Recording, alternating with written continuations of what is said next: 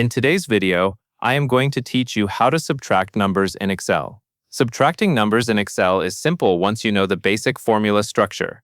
In this example, we will place the answer in one cell and subtract the value in another cell from a starting value. This is useful for quick calculations such as finding the difference between two numbers, comparing values, or updating totals in a worksheet. Begin by clicking on the cell where you want the answer to appear. For example, you might choose cell C1.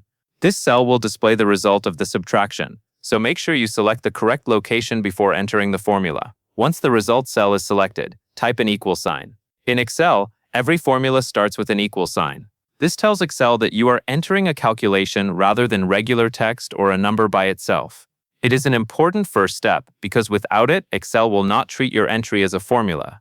After that, click on the first cell, which is the number you want to subtract from. This is called the minuend.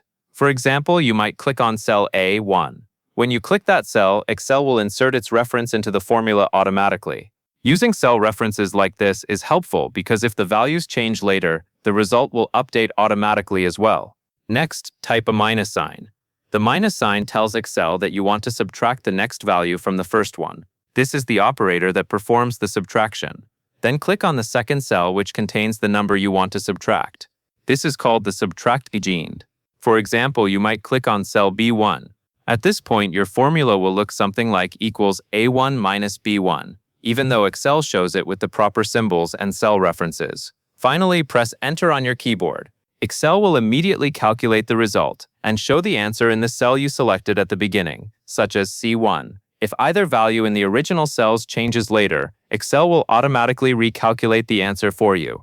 That is one of the biggest advantages of using formulas instead of typing the result manually. That covers everything you need to know.